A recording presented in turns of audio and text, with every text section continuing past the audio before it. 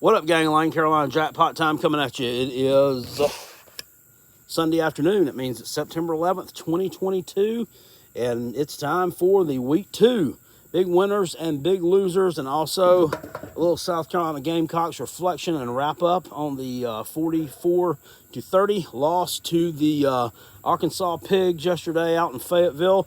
If you don't mind, hit this video today with a thumbs up and subscribe to the channel if you're not subscribed already. We'll do college football content here all year long. Do a few other things as well. We do a live show every Wednesday and Sunday night at 9 p.m. And we also have a football challenge going on right now, which you can't get into, but you can kind of watch and see what we got going on there. This week I did kind of pick them picks against the spread. Of course, yeah, I got to tell you, any of these contests we do, we always pick against the spread. I have to say that for the Tristan, the Tennessee fan, who thinks that we should do the contest by picking games straight up. I mean, in what world do they do that? I don't know. Maybe they do that in Tennessee somewhere, but we don't do it here in the Palmetto State. Anyway, I want to thank everybody for watching the videos yesterday. Had a good turnout for the live stream. Not as many as last week. That was kind of predictable on a noon game. Right now, that stream is hidden, of course. Lots of craziness, lots of bad language there. But if you'd like to see it, send me a DM on Twitter at Hall_Kale, and I will send you the link to the South Carolina Gamecocks versus Arkansas Razorbacks live feed. I do appreciate everyone who was in there and who participated. Now, let's get to the games yesterday. Who looked bad, who looked good, who looked pretty much indifferent. First off, and I go kind of like in chronological order when I'm looking at these, Texas and Alabama. Defensive struggle down there in Austin. Alabama escapes. Drive there late to set up a field goal. They win 20-19 over Texas. In our contest, I don't think hardly anybody took Texas. There was maybe one or two. So congratulations to you if you did. And Texas played that game for pretty much at least 60% of the game with Hudson Card, the second stringer at quarterback. Quinn Ewers got knocked out of that game pretty early on. So, I don't know. Is Texas really good defensively? Is Alabama bad offensively? I really don't know. I need to go back and rewatch some of that. Didn't see a lot of it because it was going on yesterday at the same time as the Gamecocks game. But, nice. I mean, can you say moral victory? I guess that's okay to still say it was a moral victory for Texas. I mean, they actually showed a lot of gutsiness and almost pulled that game out. But they couldn't quite do it. The Georgia Bulldogs, Gamecocks opponent last week, they win 33-0 over Samford. What can you say? I really don't think they showed a whole lot yesterday. They don't want people to know, everything they got in their back pocket down the road. I don't think they're too worried about next week's game. But maybe a little bit concerning was the fact that Jackpot Leslie kicked 4 field goals yesterday. 4 times they couldn't make it into the end zone against Stanford, and they had to rely on Jackpot Leslie to boot it through for 3. So that may be, I don't know, that's a little bit concerning if you ask me. I mean, Georgia fans made fun of Florida for giving up all those points to Stanford last year. You know what? They scored a bunch of points on them too, and you didn't. So you got some work to do there.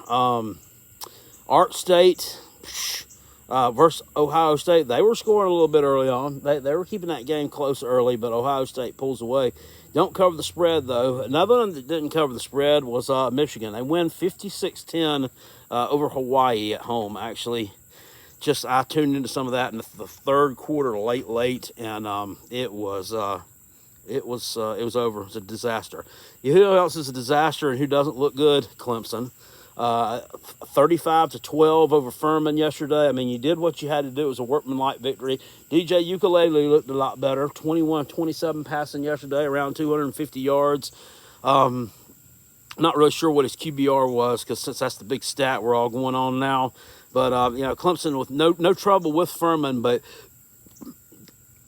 And once again, this was a game I didn't watch a lot of. But I mean, the fact that you had Brian Brzee in there in the fourth quarter, sacking the Furman quarterback, that's kind of telling. What's Brian Brzee still doing there in the fourth quarter, especially when this dude got injured last year in the third game of the year? You really gonna Would you really want to save him? I mean, that's just to me, that's not the best coaching decisions there from the Clemson side. But hey, that's just me. Number 6, Texas A&M goes down at home 17-14 to Appalachian State. Texas A&M's offense is absolutely awful. They go in. How about this one? Appalachian State's played Texas A&M exactly 1 time, and they've beaten them. South Carolina's played them exactly 8 times, and they have 1 game that was close. The rest of them weren't. It's mind-numbing, man. It's crazy. I thought that Texas A&M would have a coming-out party, and they wouldn't. Jimbo Fisher, saw a meme today, through, I think it's like, his first, I don't know, like his first 80 games or something at Texas A&M, maybe it's not that many. Maybe it's his first 60 games. He has exactly the same record as Kevin Sumlin. Food for thought, guys. Oklahoma State, no problem with Kent State, blows them out. Marshall wins at Notre Dame. They take Rudy down 26-21. Right there in front, touchdown, Jesus and everybody. Another game, wasn't able to watch a lot of this one, but I got to go back and catch up on this stuff. But huge win there for Marshall on the road. Probably the big. I don't know. Was that the biggest win in their program history? It probably was. Well. I mean, the first win they had that first season after that plane crash when they won their first game. That's probably really still the biggest sentimental victory, I guess. But as far as going beating ranked teams, and this has got to be Notre Dame now is 0-3 under Marcus Freeman, spanning back to the bowl game last year. Pretty rough, man. They've had a very rough start, and I don't know. They played pretty well against Ohio State, but then they go out last week this week and just. It don't look good. BYU, 26-20 at home against Baylor. I called that one. Nothing against Baylor and the Baylor man, but BYU is a tough place to play. That's a good football team, and they're really going to make some noise this year. USC, 41-28 over Stanford on the road, 34-17. Oklahoma State struggled early, dispatches Arizona State. Kentucky, 26-16 over Florida. I talked about this one last night. Neither one of these teams impressed me in the slightest. Kentucky, the quarterback that everybody's in love with, Will Levis, guess what? He had a lower QBR than Spencer Rattler. By a whole lot, actually. By a whole lot. They didn't rush anybody for over 100 yards. Just Florida shooting themselves in the foot. Anthony Richardson, his QBR was a 3. A 3. It was almost negative. Through 2 interceptions.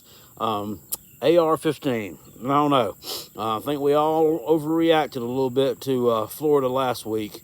And speaking of their opponent last week, 73-7, Utah, all over Southern Utah. And don't get me wrong.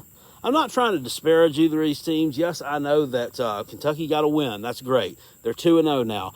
And my Gamecocks took an L. You can tell me all about that later. But the fact of the matter is, we got a Gamecocks podcaster. Let's entertain me here for a little bit. Podcaster, media guy, whatever. Spurs Up Show. And he tweets stuff out all the time. After the game yesterday, he tweets out, I think that South Carolina needs to follow the Mark Stoops model at Kentucky. It took him 6 years to start winning more than 7 games. We have to be patient. Blah, blah, blah. Well, you know what?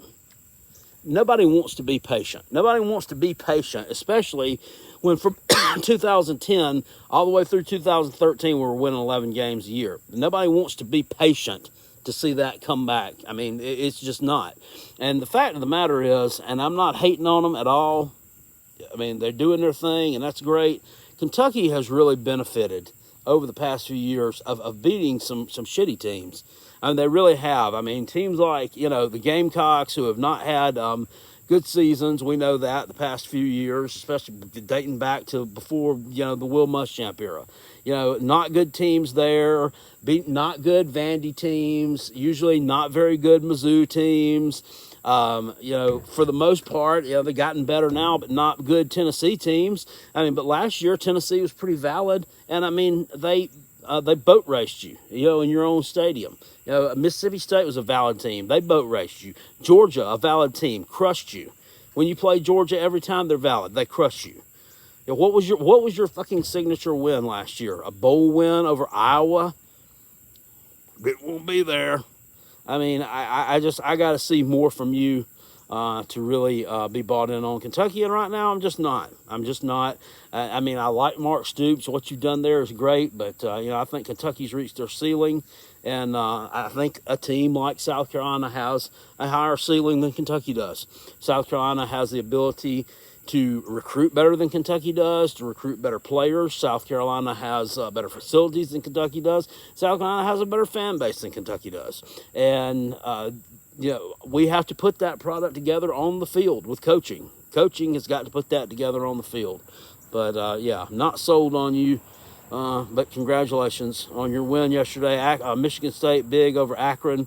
We knew they would. Miami struggled, but pulled away from Southern Miss.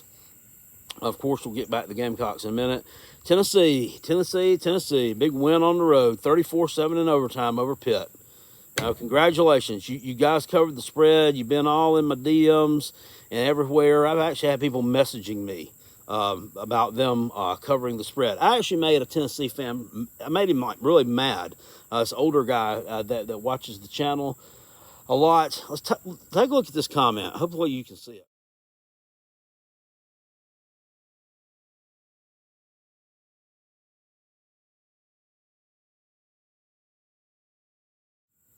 That's what he left me. Carolina jackpot is Satan's first attempt at creating something. Come on, man. Be careful what you say to people, all right? It's just football. It's just freaking football. Oh, your dog doesn't want to have anything to do with you. The dog doesn't want to have anything to do with me because when I start getting loud and getting crunk up, he gets nervous. That's what they do. He says they're man's best friend. Yeah, they're man's best friend when man's not stupid. NC State, no problem with Charleston Southern. Washington State goes on the road and beats Wisconsin. If you've watched Wisconsin football since 1995, every year you've seen the same team play. You have seen the same team play. They don't play an exciting brand of football there. And yesterday, they get bit in the ass. 17-14, they lose to Washington State, who I had picked to cover. But I did not pick them straight up. I didn't see that happening. Ole Miss, no problems. Wake Forest looked good yesterday. 45-25, big win over Vanderbilt.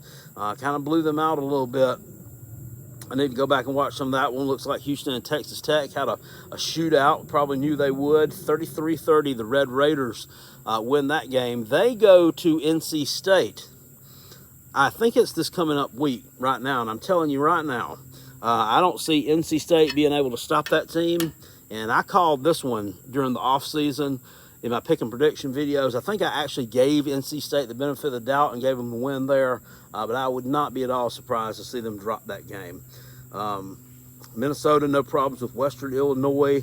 Duke, big win, 31-23 on the road against Northwestern. I also had the Blue Devils covering. Didn't know that they'd win straight up, but they did as well.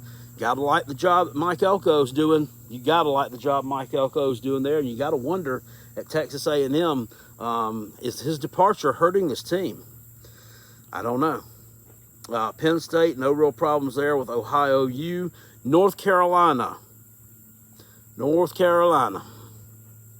Told you about them Georgia State Panthers. 35-28. North Carolina pulls it out. They were trailing going into the fourth quarter, but they do pull it out in the old Atlanta Braves Stadium against those Panthers. They dropped to 0-2. Probably the best 0-2 non-Power 5 team in the country. But they take the L to UNC, who moves now to 3-0 on the season. Are they going to be ranked? Probably not. UTSA, 41-38, win over Army. That had to have been a good one. Sorry, I had to change venues. The old iPad got a little bit hot out there. Forgot to put up the umbrella. But Mizzou, now another team that I thought could cover the spread. I thought would play well on the road yesterday at K-State. They didn't. I thought that if they contained the K-State running back, Deuce Vaughn, number 22, that they would be able to have a shot in that ball game. However, they didn't. Deuce dropped the big chunky deuce all over Mizzou. They lose 40-10. Pretty bad loss there. Air Force stays undefeated, 41-10, big win over Colorado. Memphis puts up 37 against Navy.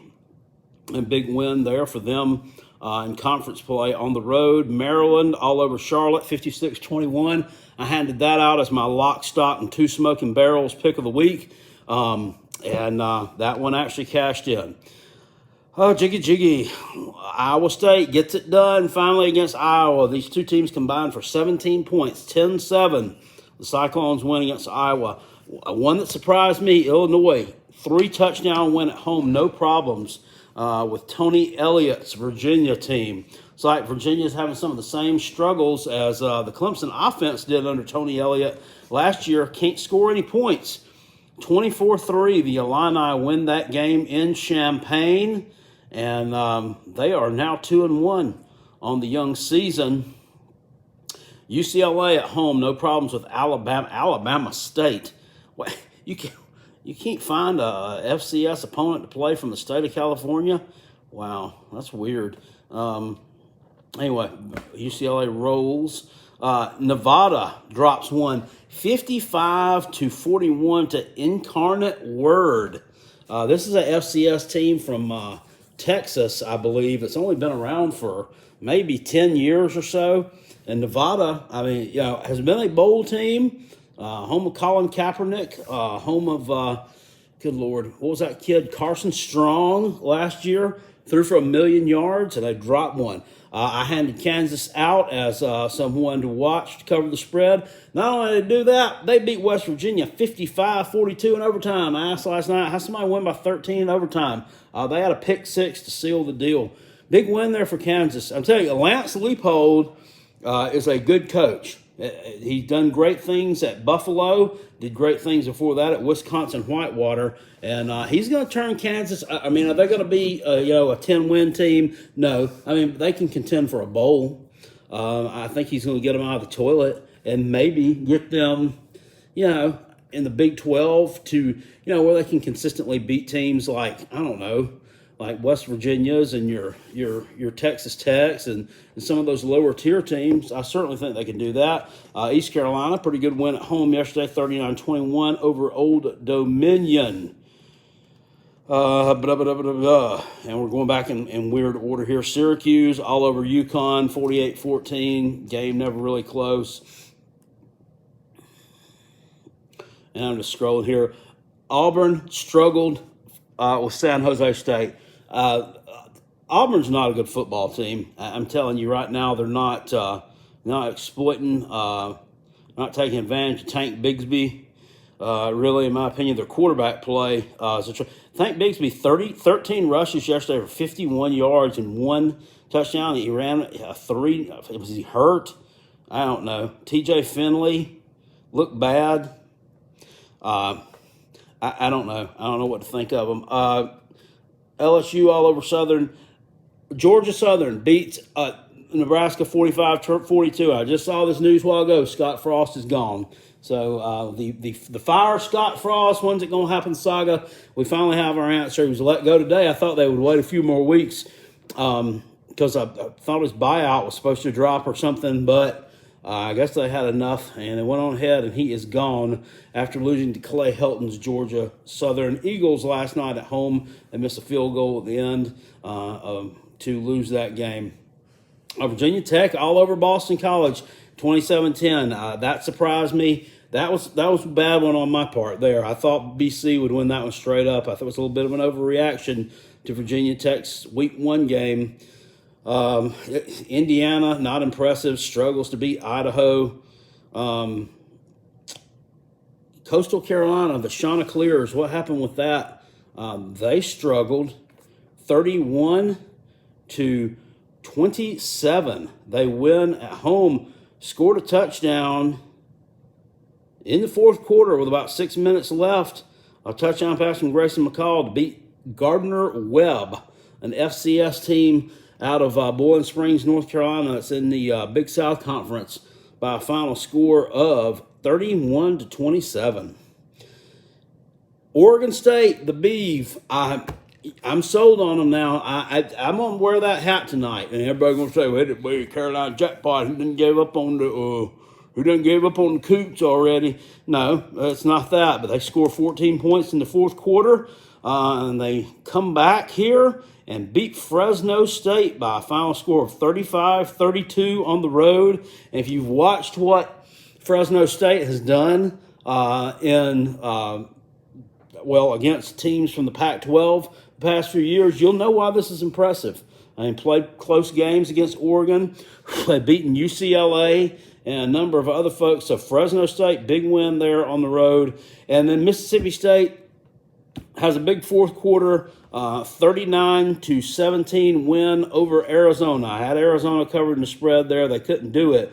They were down 25-17 going into the fourth quarter, so it looked like Arizona might be able to pull something out, but they weren't. Mississippi State, just a better team, just deeper. They leaned on them a little bit. Arizona will be okay. Arizona is improving. So, guys, those are my thoughts on those games yesterday. Lots of upsets, lots of crazy stuff happens at the end. And then, of course, Scott Frost gets canned this afternoon. We all knew it was coming.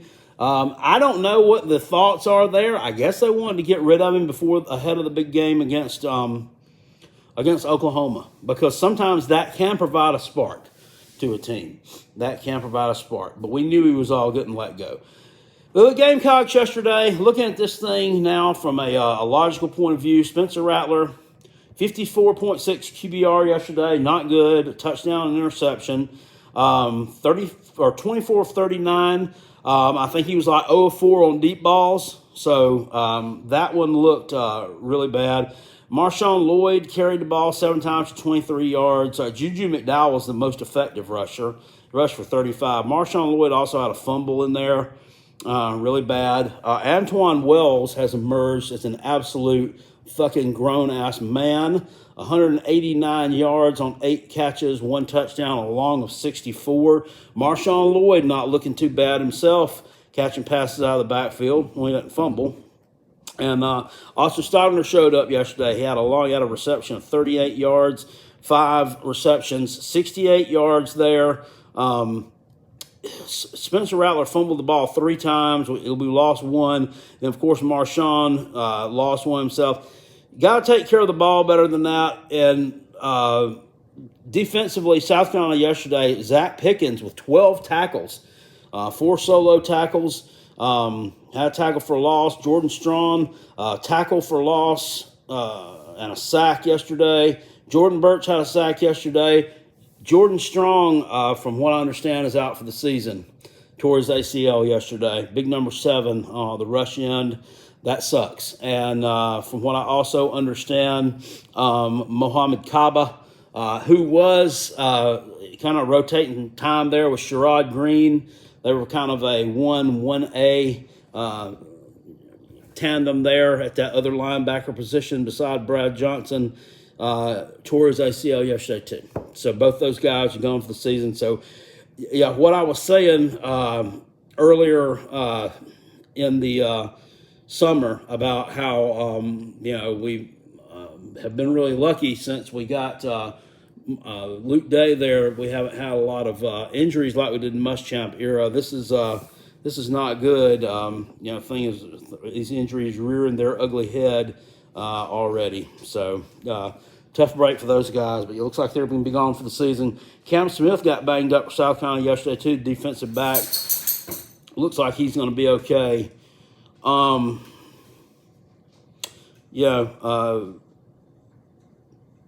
my takeaways there?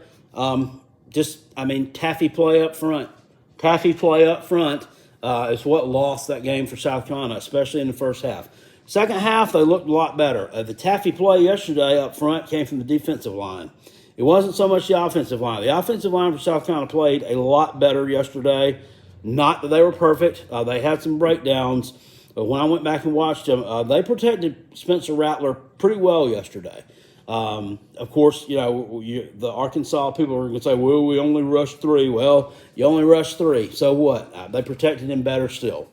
Okay, so, I mean, we can also say that you're probably a much more formidable fucking defensive front than Georgia State is as well. So that maybe that negates that a little bit. But at any rate, I was proud of that. I was not proud of, special teams I thought was supposed to be the thing, and I understand that onside kicks are a very low percentage play. I did not understand the logic. I don't understand what we were doing there. Kicking the ball to bumper pool twice. It's not like, he was right there. He was just a statue. It's not like they were moving around or giving you any kind of fits there with their return team. So I'm not really understanding where that came from. We did recover one onside kick. South Carolina had the chance in the second half to get the momentum a couple of times. Regardless of what these Arkansas fans want to say, they want to call it a blowout. Okay, if you want to call it a blowout, it was a blowout. Okay, you won by 14 points. In my mind, you won by 12. Okay, because the safety is, it is what it is.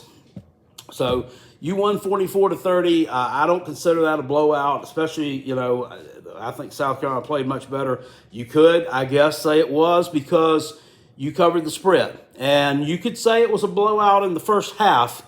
South Carolina did not look good really on either line of scrimmage in the first half. Offensive line played better in the second half to me than they did in the first half. Overall, I would give the offensive line a grade of C. Overall, I'd give that defensive line, I'd probably give them a D+. They came together and played a little bit better in the second half as well, but in the first half, they were getting pushed around. And they have just got to start hitting that weight room and getting stronger. I was making the joke yesterday that it looked to me like they were spending their time in the weight room streaming YouPorn videos on their cell phone. I don't know they were doing that, but I think some more focus needs to be put on there and getting these guys stronger, getting them faster, and getting them better.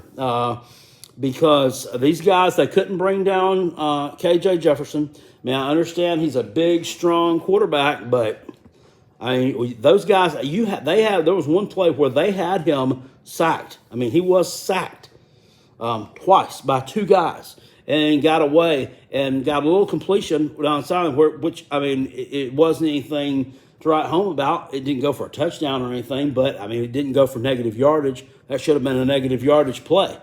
And there were too many missed tackles. There's too many missed tackles. If you've got more missed tackles than the other team, you're going to lose. So a lot of things there to shore up. The defense yesterday, to me, was the ones that let South Carolina down. Offensively, they played better. I still think Marcus Satterfield's play calling leaves a lot to be desired. I'm not going to jump on his train after having one decent game, but he's not. I think that unit has some time to improve. Next week's game, are we going to lose it? Yeah, but I'm not going to chalk this up to one where South Carolina can't have some sort of success. If that defense plays better, if they get better this week on defense, they have a chance to hold Georgia out of the end zone. We saw Samford did it. They brought Jackpot Leslie on for 4 field goals, which he hit all 4 of them. But on the flip side, I really don't know I don't know that there was a lot of effort put into that game by Georgia. Don't know that there was a lot of big effort put into it. So we'll see. South Carolina 1-1 on the season now, as everyone had predicted. In all likelihood, we'll be 1-2 after this weekend. But this is college football. Anything can happen. If Marshall can go on the road and beat Notre Dame, if App State can go on the road and knock off Texas A&M, I don't see any reason why South Carolina can't play a competitive game against Georgia at home. I just don't see why they can't. But they more than likely will get blown out, and I'm fully aware of that and accepting of that fact. I'm not really going to get upset when it happens. So that's what my thoughts are on the Gamecocks. And now, one more thing I want to throw my thoughts out there on. And I asked this last night in a live stream because I'd heard some things. We all know the situation right now, or most of us do, with Uncle Lou, Derek. Okay? I love Uncle Lou's content. He is one of the funniest people that I have ever met. Well, I've never actually met Uncle Lou in person, but he's one of the funniest people I feel like I have. One of the funniest people that I've ever come across here. I mean, I tune into this stuff every day, and it makes me laugh. And I hadn't seen him for a few days there on here. And I got to thinking, I said, that's weird. I said, and I saw him yesterday all day. I said, well, they're playing Samford. It's strange for them not to make a hype and hate video or not to crack on some of these other teams. But it's still strange. So I thought it was just taking a week off, because I mean, you sometimes you work hard. If you do that for a job, I mean, sometimes you need a little bit of a vacation, even in the middle of the season. And it can be the opportune time to take it, other than a bye week, I guess, right? Then I got to thinking, and this was yesterday earlier on in the first half of the South Carolina game before all this came out. I said, I wonder if he got arrested. Because I remember he called into the Rob and Kell show on Wednesday night after I had made the video about Spencer Rattler's quarterback rating and how I didn't think that was indicative of his play, and I thought he was better than that QBR, which, by the way, he had a better QBR rating the other day. That's neither here nor there. Well, he called into our show, and I could tell, that he was hammered. I mean, you could just tell in the voice. I mean, you can tell what someone sounds like when they're sloshed. And I'm not throwing rocks at him for that. I've been sloshed plenty of times on live streams, and next day lived to regret it and wanted to. I'm quitting. I'm not gonna drink beer anymore during football games at all. To be honest with you, right now, the situation I'm in, working all week out of town, I don't touch a beer. I don't touch one all week long. I have an 8-pack of Miller Lights, the taller cans, 16 ounce, that I have in the refrigerator at the apartment I stay in, that I bought like 6 weeks ago, and I've drank 2. I don't drink anything. I mean, during the week at all. And really, this past summer, I mean, really, when there's no college football going on, really haven't then. College football is like a trigger for me to do that, and I need to get past that myself, because I have the willpower to stop totally.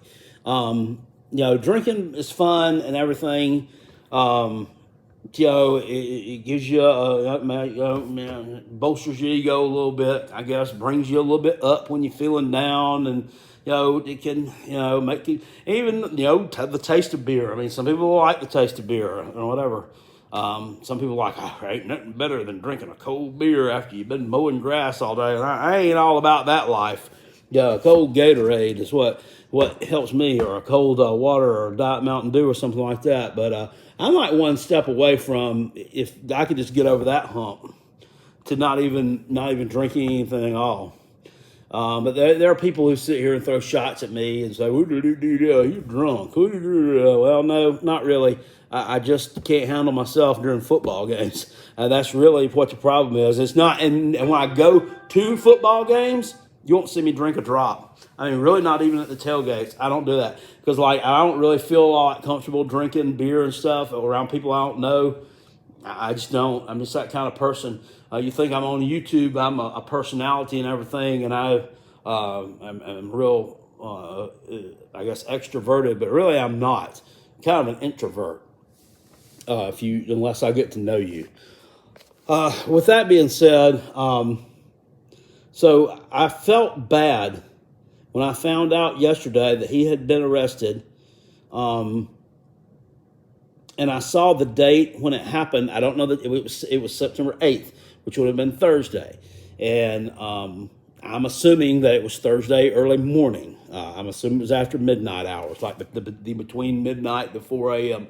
time. That's just what I'm thinking. And I got to feeling really bad because it was, like 9:30, 10 o'clock when he called into that show. Why didn't I say something to the guy like, hey, if you need some help with something, send me a message on Twitter. I mean, we were all yelling at each other anyway and acting silly. And, I doubt that he would have listened, but, maybe he would have. I don't know. But it kind of, make no mistake about it, what he did, what he's accused of doing, we'll say that, what he's accused of doing is wrong. That's just something that you just don't freaking do, man. That is something you don't do, and I'm going to tell you what, right now, everybody probably who's watched this channel that's probably drunk beer and this, that, and other in the back of the day, just probably about every one of you's probably done it too. Every one of you's probably done it too. I'm not going to say I hadn't been out on the road when I probably didn't need to be. But it doesn't excuse it, doesn't make it right. Okay? But it also, to me, it doesn't give all of us who aren't a member of a jury, or we're not wearing a black robe, we don't have the right to really judge. We don't have the right to judge. You can have your opinion on something. You can have your opinion. But, just trashing somebody for the sake of trashing them is wrong. And I saw this 4-hour stream that was done last night. Somebody, they wanted me to get in on it. I didn't know. Somebody sent me a link to it this morning, and I watched it for the first time. Someone was actually in there posing as Carolina Jackpot, apparently, because people were adding some chats to Carolina Jackpot. I wasn't in there, and thank goodness people knew I wasn't there, because I was live streaming some stuff at the time here at the end of that Kentucky game. So all those had gotten deleted anyway, but, I can understand that dude may have wronged you, and that he's probably done some messed up crap. But, and this sounds cliche, but two wrongs don't make a right. And somebody was calling they wanted me to get on there and something. Even if I had been listening to that thing, I wouldn't have gotten on there. I wasn't going to take part in that. Because what's it going to do? What's it going to do for somebody? It ain't going to help him. It ain't going to help him. I don't know. I don't know. At this point, all you could really do to help the guy, I guess, is be a friend and offer some assistance. You can't do that right now anyway. He's not going to be here for a while. That's pretty obvious. And it just, I don't know. To me, and I may lose some followers over this, but to me, the person that called into that, or didn't call into that thing, it was one of those deals where I don't know what you call it. It's not Twitter Space, but where everybody can kind of get in there. And whoever the dude hosting it was an absolute chode. What's he call himself? I don't know, master or something. I don't know. Well, whatever, dude. You act like you're some badass. You got 13,000 subscribers, and you do NFL videos. And you're talking about you don't have a beef with beef with college football, and you're only you follow Boston College, and that's it. And you're just doing it here because you have a big platform, whatever. That's whatever. The person that got on there that talked that made the most sense of anybody would have been Huffer Billy Paul. And then nobody else really. I was laughing at that 8 camel toes dude because he just cracks me up. Chess Hall, I understand where he's coming from there, and I understand BVD. I understand the beef that he has. I understand that. But, to get together and just, put it out there for everybody to see, to me, I don't know. It seems to be just a little bit low class and just something that I would not do. I'm beyond that. I'm more mature than that. I'm less mature now than I was 15 years ago because of the way I rant and rave about college football, I feel like. But I'm better than that. And I just really think that was something that just didn't need to happen. But it did. This is the world we live in, social media. You make a mistake, everybody in the world is going to know about it. And to be frank, if he actually did do that, then, he deserves what punishment he's going to get, because you don't do that. Like, one time, you should have learned your lesson. It should never happen again, especially if you got in an accident when that happened and it crippled you. Good gracious. I mean, when are you going to, I don't know that you're going to learn. But I feel bad. I feel upset here, kind of, that they're probably not going to see Uncle Lou this college football season. I mean, that's a distinct possibility. I'm not going to make that guarantee, because I don't know. I don't know what the statutes are in the state of Georgia. I don't know what the financial situation is with someone trying to get him out. I don't know what his attorney situation would be. So maybe there's a possibility that he comes back. Maybe he comes back. I don't know. Maybe he's embarrassed by the time he comes out and he doesn't come back for a while. But, he dug himself a hole. And, I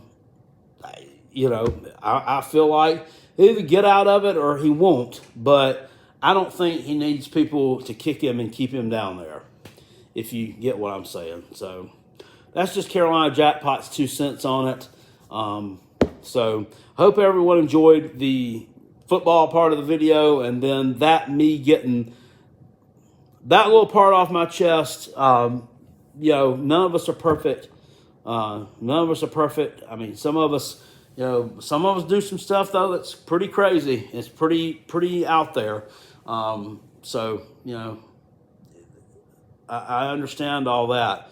I'm going through some trouble and stuff right now in my life. I'm just not with my family or anything like that. It's just some personal stuff. It's related to being able to it is kind of family related. I'm missing my family a lot during the times I'm not here right now, and I'm getting kind of down in the dumps a little bit, to be quite honest with you. And this kind of on the weekends, this is kind of my escape right now anyway. So thank God we've got at least another 11 weeks of it, 12 weeks of it to boot on top of this right now. But hey, I appreciate everyone who tuned in and watched this today. Plan on live streaming the South Carolina Georgia game this weekend. If there are no hang-ups, and I don't have anything else to do, I'll definitely be in front of that television, and we'll be going at that one as well. So good luck to your teams next week, and I'll see you guys later on. And definitely make sure you check out the live show tonight. Peace, and I'm out of here. Go Gamecocks, baby. Go Coach Beamer. You're still the man. Woo!